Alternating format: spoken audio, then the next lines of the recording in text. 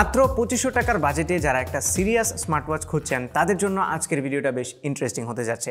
কারণ আজকের ভিডিওতে আমি আপনাদের সাথে এমন একটা ঘড়ির পরিচয় করিয়ে দেব যেটা মাত্র 2490 টাকায় অলরাউন্ডার বা অল ইন ওয়ান একটা স্মার্টওয়াচ। এটার নাম হচ্ছে Xinji Cobee C1। এটা তুলনামূলক নতুন একটা ব্র্যান্ড, বাট তাদের অ্যাপ্রোচটা আমার কাছে অসাধারণ লেগেছে। প্রথমত তারা এই ঘড়িটা অফিসিয়ালি সেল করছে বাংলাদেশে। নেক্সট জেন নামের একটি কোম্পানি 6 মাসের ওয়ারেন্টি সহ এটি ইম্পোর্ট করছে বাংলাদেশে।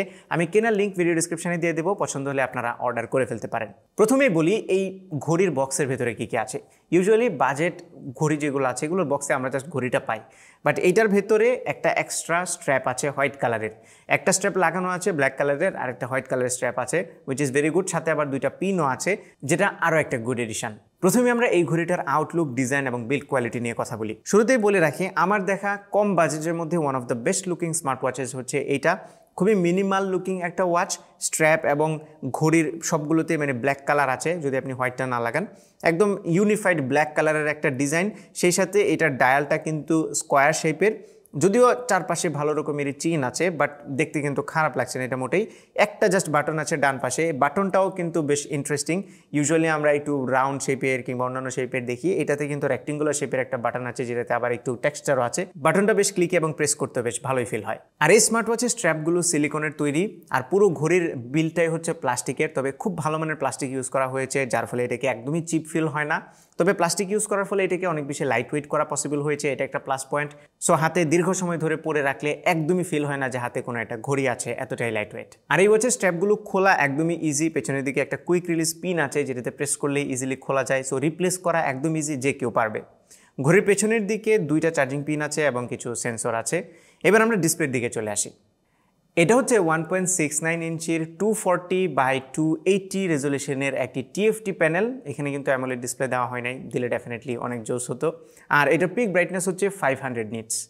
সো ব্রাইটনেস নিয়ে আমি তেমন কোনো প্রবলেমই ফেস করিনি। ডিরেক্ট সানলাইটে আউটডোরে গিয়েও যদি আপনি 50% বা 60% ব্রাইটনেস দিলেও আমি দেখছিলাম যে ভালোই ভিজিবিলিটি পাওয়া যাচ্ছিল। সেই সাথে এই ডিসপ্লের টাচ রেসপন্স খুবই ভালো। ইউআইটা কিন্তু খুবই স্মুথ। ইউজুয়ালি এই প্রাইস রেঞ্জে আমরা যে ঘড়িগুলো দেখি সেগুলোতে ইউআই স্ক্রোল করলেই আপনি ল্যাগ দেখতে পারবেন এবং ওভারঅল একটা জাঙ্কি ফিলিং পাওয়া যায়। এটাতে একদমই সেই ফিল পাওয়া যাচ্ছিল না। ঘড়িটার ইউজার এক্সপিরিয়েন্সটা বেশ প্রিমিয়াম মনে হয়েছে, যদিও এটা একটা বাজেট ওয়াচ। আর ডিসপ্লের নিচে থেকে সোয়াইপ করলে নোটিফিকেশনের অপশনটা আসে, উপর থেকে সোয়াইপ করলে কুইক সেটিংয়ের অপশনগুলো আসে, ডান পাশে সোয়াইপ করলে আপনি আপনার অ্যাক্টিভিটির লগগুলো দেখতে পারবেন, যেমন slip monitoring data, heart rate data, সেই সাথে স্টেপ কাউন্ট এবং ওয়েদার এবং মিউজিক কন্ট্রোল, এই সব কিছু আপনি ডান পাশে পাবেন।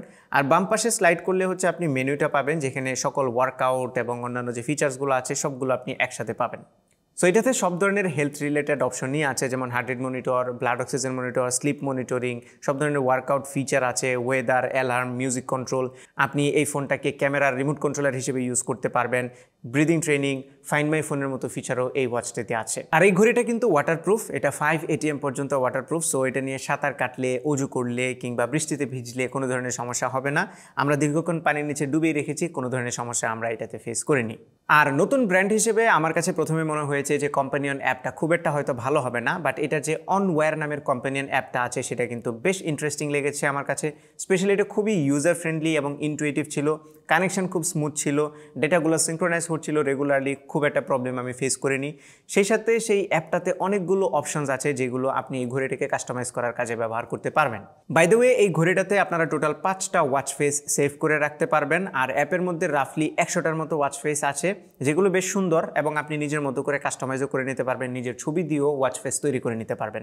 আর এই ঘড়িটার সেন্সরের অ্যাকুরেসির কথা যদি বলি, তাহলে এই বাজেটে ইউজুয়ালি আমরা অ্যাকুরেট হেলথ ট্র্যাকিংয়ের ডেটাগুলো এক্সপেক্ট করি না, তবে এই ঘড়িটা থেকে বেশ অ্যাকুরেটের কাছাকাছি রেজাল্ট আমরা পাচ্ছিলাম। প্রথম ভালো ব্যাপার হচ্ছে এইটা হার্ট রেট মনিটরিংয়ের বেলায় অন্যান্য বস্তুর হার্ট রেট মনিটর করে না, হাত ডিটেক্ট না করা পর্যন্ত এটা কিন্তু মেজার করবে না। এটা আমরা এই বাজেটে অনেক ঘড়িতে দেখেছি যে আমি চেয়ারের মধ্যে রাখতেছি বা টেবিলে রাখতেছি, এটা অটো হার্ট রেট মনিটর করতেছে। এই প্রবলেমটা এটাতে একদমই নেই। সেই সাথে এটা স্টেপ কাউন্টার, স্লিপিং মনিটর কিংবা ব্লাড অক্সিজেন মনিটরটা খুব একটা অ্যাকুরেট না, এটা বেশিরভাগ ওয়াচেরই অ্যাকুরেট হয় না, তবে অন্যান্য সকল ডেটাগুলো কিন্তু ক্লোজ টু অ্যাকুরেট ছিল এবং এই প্রাইস রেঞ্জে এইটাই এনাফ। আর এই ঘড়িটাতে 260 mAh ব্যাটারি দেওয়া হয়েছে, যেটা ফোনের সাথে কানেক্ট করে ইউজ করলে আপনাকে 7 দিনের মতো ব্যাটারি ব্যাকআপ দেবে, একটু কম বেশি হতে পারে। আর যদি ফোন থেকে ডিসকানেক্ট করে ইউজ করেন তাহলে 12-13 দিনের মতো ব্যাকআপ আপনি এটাতে পাবেন, যেটা আমার কাছে মোর দেন এনাফ মনে হয় এই প্রাইস রেঞ্জে। ফাইনালি যদি কনক্লুড করি তাহলে বলবো 2500 টাকায় এটা শতভাগ রিকমেন্ড করার মতো একটা ঘড়ি। এটাতে খুব একটা নেগেটিভ সাইড আমরা খুঁজে পাইনি, সো ডেফিনেটলি রিকমেন্ডেবল। ডেসক্রিপশনে লিঙ্ক দেওয়া আছে, আপনারা চাইলে কিনতে পারেন। এই ছিল আমাদের আজকের ভিডিও। আশা করি ভিডিওটি আপনাদের ভালো লেগেছে। যদি ভালো লেগে থাকে তাহলে ভিডিওতে একটা লাইক দেবেন, কমেন্ট করে জানাবেন কেমন লাগলো। আপনার ফ্রেন্ডদের সাথে শেয়ার করতে একদমই ভুলবেন না। আমাদের পেজে ফলো এবং চ্যানেলে সাবস্ক্রাইব তো মাস্ট। দেখা হবে পরবর্তী ভিডিওতে। Till then take care. আসসালামু আলাইকুম।